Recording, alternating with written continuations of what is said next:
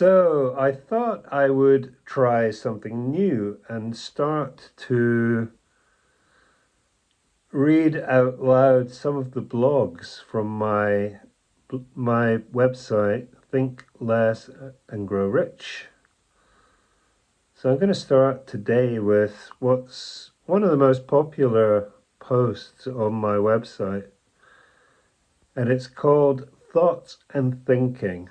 Understanding the difference can change your life. Understand the difference between thoughts and thinking, and why your thoughts say nothing about who you are. So I'd like to share a simple insight about thoughts and thinking, which completely changed my life when I first realized it. Understanding this one little thing can eliminate a large chunk of your mind-created suffering in an instant, without needing to fix or change the mind in any way. And like most profound things in life, it's ridiculously simple. So what is it?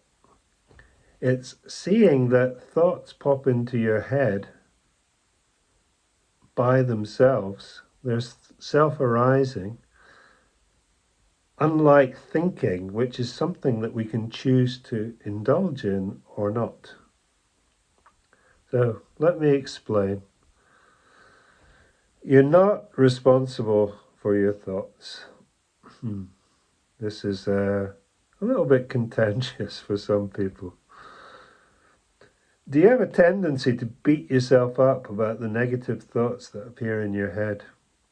The judgment thoughts, the intolerant thoughts, the jealous thoughts, the angry thoughts? Of course you do. It's human nature, and we all do it. Let's say you're jealous because your colleague got the promotion at work. And you do everything that's expected of you. You smile, you shake his hand, you congratulate him. But inside you're hurting. Secretly, you can't stand the fact that he got the job and you didn't. You feel jealous. And you then start beating yourself up for having these thoughts. What's wrong with me? Why can't you just be happy for him like everyone else? You're such a mean person. But here's the question. Did you choose to have those thoughts? Did you decide to feel this way? Given the choice, you'd probably rather be genuinely pleased for him. But the truth is, you aren't. So here's my question. Are you responsible for the content? And by content, I mean thoughts, feelings, and emotions that spontaneously appears in your head. Is there anything you can do about the fact that jealousy arose within you? Did you play any part in it? And of course, I'm not talking about what you do with the thoughts. That's another story. I'm just talking about the fact that the thoughts appear in the first place. And what if all your thoughts, feelings, and emotions were impersonal? Simply a product of your conditioning? What if there wasn't anything wrong with any of it? What if nothing that flows through your head says anything about who you are?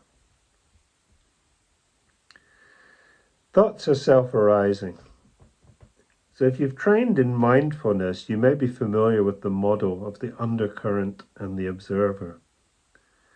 The idea is that in each of us there's a never-ending stream of impressions. Thoughts, feelings, emotions, physical sensations, images. It could be a song spontaneously appearing in your head. It's self-arising and it flows like a river through our awareness all day long. There's a mindfulness exercise in which you watch the mind like a cat watching a mouse hole to see what your next thought is going to be. And it becomes apparent that we don't choose our thoughts, they appear by themselves. There's no input from ourselves. We have no idea what's going to show up in our head next. And the key point about the undercurrent is that it's self-arising. We have no control over it. We can't change it, alter it, or fix it. It's an echo of the past, an echo of all the impressions that have been stored in our minds through our life experiences. And according to some other traditions, our past lives as well, but who knows? The undercurrent is as it is.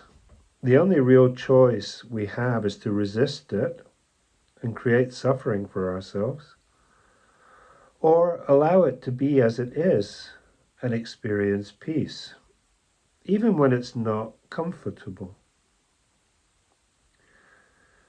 You could say that thoughts are impersonal, that as we play no part in the process of which thoughts arrive, we're not responsible for them. They don't say anything about who you are now in this moment. So the observer is the part of you that is aware of the undercurrent. Normally we find ourselves floundering about midstream, frantically trying to control the river like a crazed thought traffic policeman. Every thought, feeling, and emotion is categorized as good, bad, right, wrong, desirable, undesirable, and we drive ourselves crazy, believing that we are responsible for everything that comes floating down the river. Trying to fix the undercurrent is about as futile as trying to iron the ocean. You know, the nature of the mind is to be restless and agitated, and it's impersonal. So let's go back to the jealous thoughts from earlier. They just appeared out of nowhere. Who knows where they came from? Maybe when you were a toddler, another kid took your toy away and you were jealous. So rather than getting lost in the commentary about what a bad person you are, you could also just watch the thoughts without judgment and understand that they're just part of the passing show. You know, you can learn to not to react to whatever comes down the river. And this is freedom. Thinking is a choice. So I said at the beginning that we'd look at the difference between thoughts and thinking. The main difference is that although thoughts are self-arising, thinking is a choice. It's something you can choose to engage in or not. What usually happens is that a self-arising thought triggers a story. For example, the thought, feeling, I feel sad, appears by itself in your head and triggers a commentary. This is bad. I shouldn't be feeling this way. What's wrong with me? Why can't I be happy like Bob? The Buddhists have a name for this. They call it second arrow. The self-arising sad thought is first arrow. So the content of the undercurrent, you know, the thought, the feeling, emotion that appears by itself is called first arrow. We don't choose it. The commentary about it is the second arrow. And, I was going to say that 90% of our suffering comes from second arrow. It doesn't come from the thoughts, feelings, emotions that come down the river, but from our unconscious reaction to them. When we reject them, when we push them away, when we judge them, we create suffering for ourselves. But, actually, I think 100% of our suffering comes from second arrow. Thoughts are neutral events until the mind jumps in and assigns them a sticker, a label, until the thought traffic policeman, makes a little note in his book, good, bad, right, wrong, desirable, undesirable. Sadness isn't intrinsically bad or wrong. Thinking makes it so. Without judgment, what's the problem? It might not feel pleasant, but that doesn't make it bad or wrong. Unlike thoughts arising, which you can't do anything about, you can choose to stop thinking in any moment. And the first step is awareness. To be able to change these patterns, we first need to be aware of them. For most people, the transition from thoughts appearing to thinking about them is so deep-rooted, so automatic, that it takes some effort and perseverance to break this pattern. But it's definitely something you can learn to do with practice. And I'd highly recommend it, of course. And I'd be very happy to help you achieve this.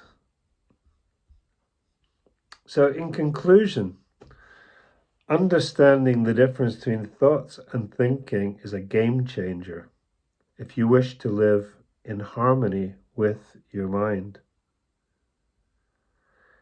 Next time a jealous, impatient, or fearful thought pops into your head out of nowhere,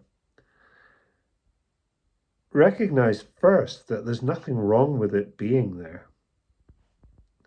And this will allow you to experience instant peace.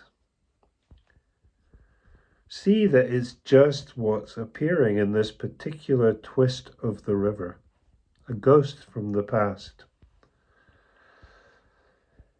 There's a great poem from the Sufi mystic Rumi called The Guest House, which beautifully describes how to deal with what he calls the uninvited guests that show up at our door.